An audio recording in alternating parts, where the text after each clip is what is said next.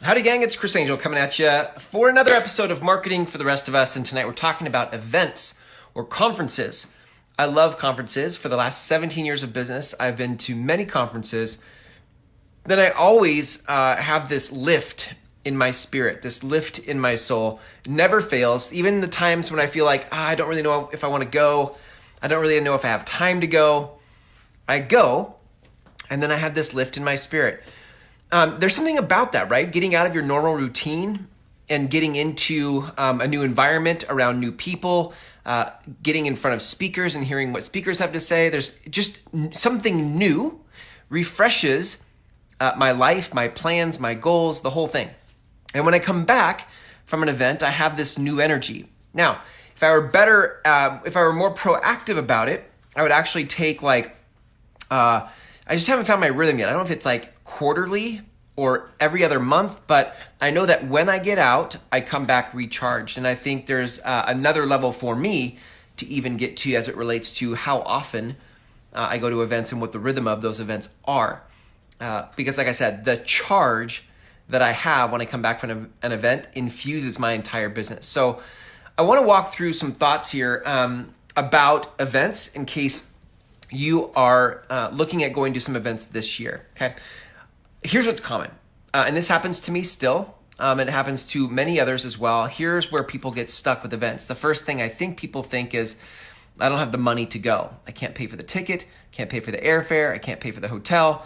And so what happens is our first thought is, I can't afford it, right? I don't have the money for it, okay? The second thought that comes up then for people, I think is, even if they did have the money for it, they don't have the time for it. They're like, I gotta take like a week off. There's a whole day to travel down, a whole day to travel back. There's all the time in between, and then the missed phone calls. Like we already set ourselves up for failure on it because we're like, I don't have time. And that's the second reason why people usually don't go to events. The third reason is something to the effect of, I've already done it. Like I've been there, I've done that. Maybe you've gone to the same conference before. Maybe you've been to just different conferences, but this sounds like one more conference. And so there's this attitude of like, I've already been there and done that. So that's another place people get stopped. And I guess the fourth one could be like, you're just stuck, right? Like you're just unmotivated. And so the idea of going to an event where a bunch of people are jumping around and rah-rah and getting motivated, and you're just not in that space in your life, you're just stuck. That would be another reason why you wouldn't go, right? You're just like, it's not that you haven't been there and done it, it's just that you're unmotivated to do much. Okay, that's where people get stuck. But let's talk about where they could go, like what's possible. So on the other side of not having money to go, what's possible is that when you go to events, you actually can make money. You can actually make money from going to the events. Most of the events I go to, I come back with better business relationships that turn into win-win relationships, right? Win-win business relationships. And if you can frame the events you're considering inside of that, all of a sudden it becomes an empowering thought to want to go to an event rather than one that's like, I don't have the money. Okay? The second possibility here is that if you don't have time, if the story you're saying is I don't have time to go, I want you to consider that you actually going and expanding your energy, expanding your mind, expanding your network, all of that has you come back to your business more effective, which has you take better care of the time you have in your business. So while you may feel like you don't have time now, consider that when you come back from the event, you'll actually be better with the time you have. This is the game of expansion, gang. This is the game of expansion, right? I get it. If you don't have time now, I get it. You're being squeezed. Like you're maybe at the threshold of what you're capable of right now. So how do we get past that? I'm assuming you don't want to stay there. So how do you get past that threshold? Well, you have to exert beyond. You have to do something different and new to increase your capacity. And I think events have been a great way for me to come back into my business with more capacity and then use my time more effectively when I get back from those events, okay? Here's the third one. We said the third problem that we are sort of facing was that we've been there and done it, right? I've already been to it. I've been there and done it. What I want you to see is that while the structure could be similar, right? You fly down, you stay at a hotel, there's speakers and lessons and trainings for a couple days. What's different this time versus past times is that there are new conversations. There are new people. You're in a new spot, right? You're not in the same spot that you were in before when you went to previous events. So as much as you can say, I've been there and done it, you haven't in this season of life with these people, with these speakers, right? Like there's always something new. It's never static. The structure might be the same, but the stuff inside the structure is different, right? Including you. So I want you to consider that what's possible is you could actually go to the event and create something new, that it's not you've been there and done it, it's that I'm going here to create something new. Okay, and the fourth possibility, then if you're feeling unmotivated and you're stuck, which is the reason you wouldn't go, what's possible for you is that you could actually expand your view, right? The reason you're stuck is because your view is stuck. You're only seeing what you're seeing right now, and that's what has you not want to go, or what has you unmotivated. And in order to break out of that pattern, you would actually have to expand your view, see something new. Okay, and that's what's possible when you go to events. Now, obviously there has to be a mindset shift. It's not just like, okay, this is where I'm stuck, and if I go to the event, everything's going to be great. Like you actually have to go into the event with a new mindset, a different mindset. So I'm going to give you a correlating mindset for each of the problems and possibilities here, okay? The first one is that relates to money, right? If you don't have money, if that's the reason you're saying you're not going to go to the event, and I've just told you that you could go to these events and actually come back making more money than it cost you to go. The mindset you're going to have to embrace here is that money is made in the halls. The money at events is made in the halls. In other words, money is not made sitting in the chair listening to the speaker. That's great for expanding your view, but money is made in the halls.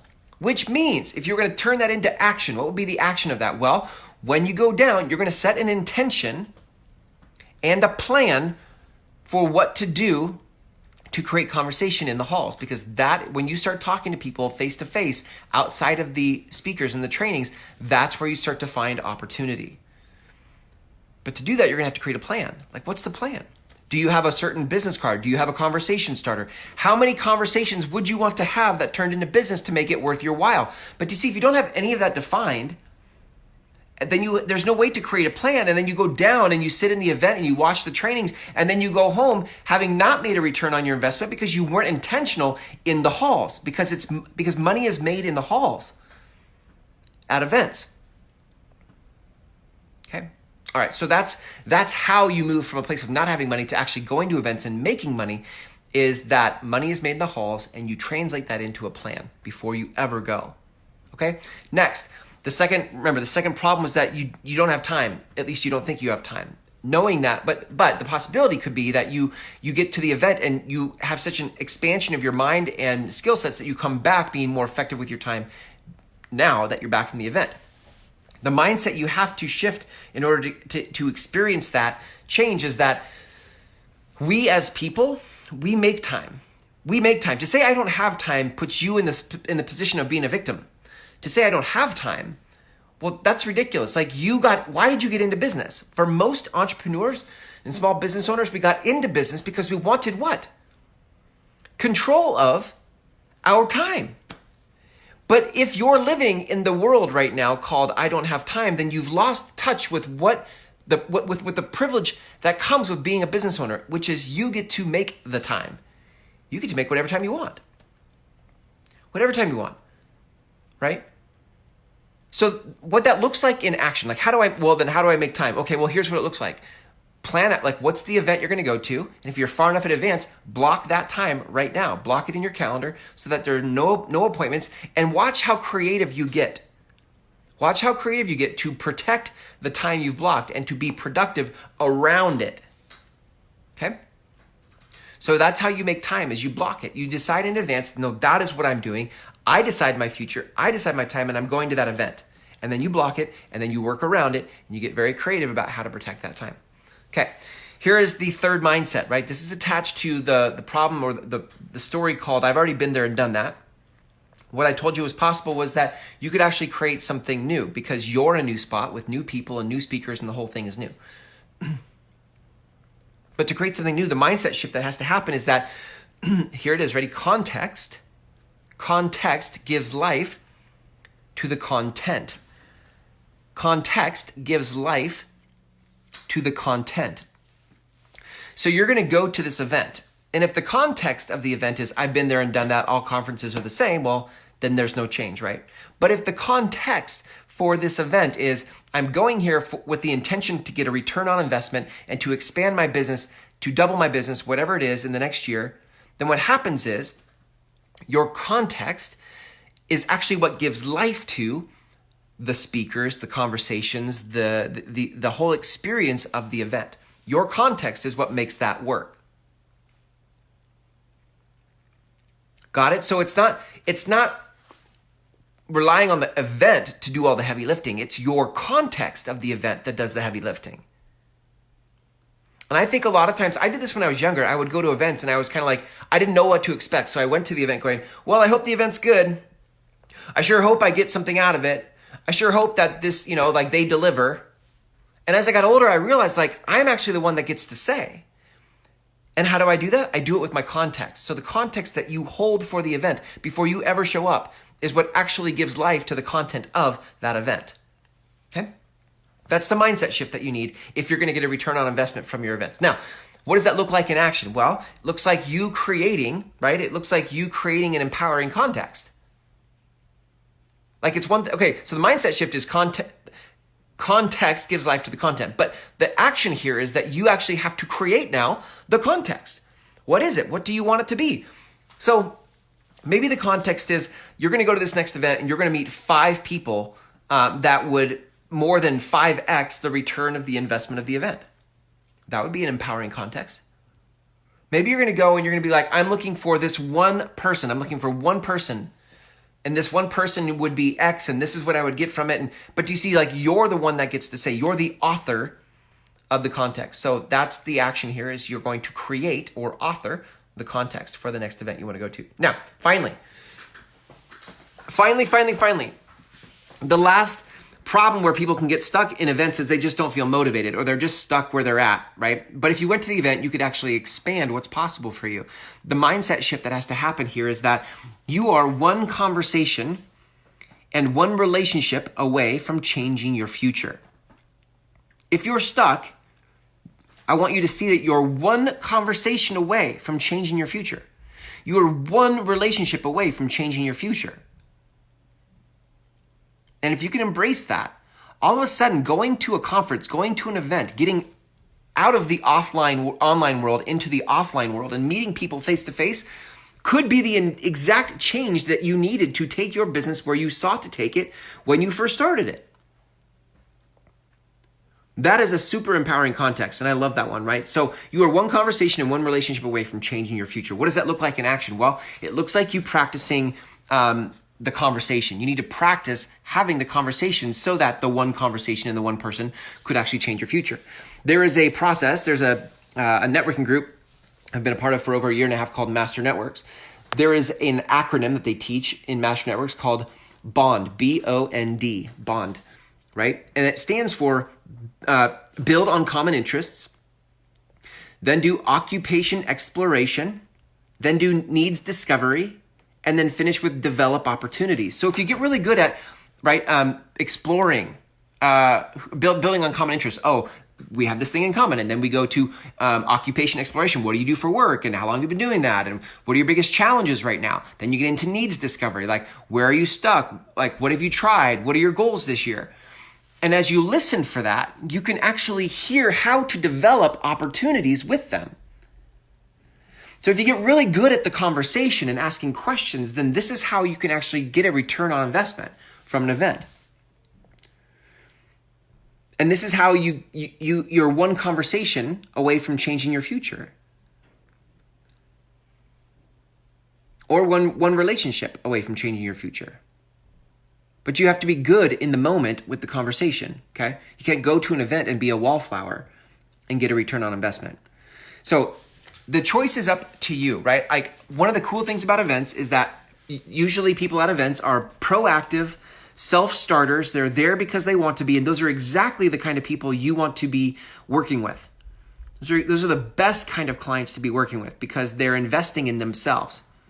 Those people are proactive and accountable. So events are great places to meet people, right? And if you want to get a return on investment, then simply go through these 4 principles that I gave you here in order to have the mindset shift so that you can actually get a return on investment. Not just with the next event, but with all events you go to. All events. Follow the same process, okay? And if you do that, you'll find, let me end it with this, right? Because this is marketing for the rest of us. Here's what's cool about events and marketing. When you go to an event, you're going to meet people, and they're usually not from where you are. They don't live where you live. And so having a show, this is what we teach in our marketing, right? In my program, is how do you create a show? Because when you have a show, like a podcast, for example, we share it to podcast directories. We also help you share your show to YouTube and Facebook and all that. But when you have a show and you meet somebody at an event, now you can actually invite them to stay connected to you through your show. So if you're good at the needs discovery and developing opportunities and people are interested in what it is that you do, then inviting them into your content is a perfect way to follow up with them after the event. And if your content's good, they keep coming back and listening to more. So when I go to the event, I will make sure to tell people about my daily show called Marketing for the Rest of Us. And when I do needs discovery and developing opportunities, I'm listening for where are they at in their marketing. And if there's a place to help them, then I'll help them. And if there isn't, there isn't. But I can at least point them back to the podcast so that they can stay connected to the conversation if that's an interesting place that they want to break through. So with that said, if you don't already have a show, if you don't already have your own consistent content in the world, I highly recommend it if you're going to get even more value out of going to events. And if you don't know how to do it, you can start with our free course called Marketing for the Rest of Us, the course, at groundswellmethod.com. It's 5 videos, just over 90 minutes, and it will open the door for how to start to create authentic marketing in a show that feels true to who you are without having to sell out, right? You don't have to bother people. You don't have to spam people. You just get to share your truth with people through your show. And that becomes a perfect way to nurture follow-up in relationships with people after events. Gang, thanks for hanging out with me tonight. I'll catch you tomorrow for another episode of Marketing for the Rest of Us. And until then, good night.